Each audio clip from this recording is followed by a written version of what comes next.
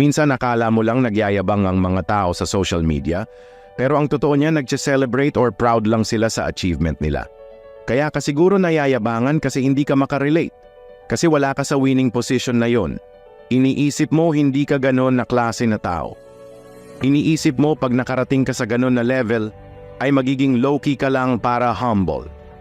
Pero think about it. Ngayong nasa baba ka palang finiflex mo na sa social media ang mga broke boy activities mo. Paano pa kaya pag nag-level up ka na? Starbucks pa nga lang finiflex mo na. Or pagkasama mo ang tropa mo, tapos nasa cheap na bar kayo umiinom ng cheap na alak. Paano kung afford mo na ang mga bagay na mas ka-flex-flex na? For sure, gagawin mo din yung mga ginagawa ng mga taong sa tingin mong nagyayabang. Level up para makarelate ka at hindi ka mayabangan sa mga winners.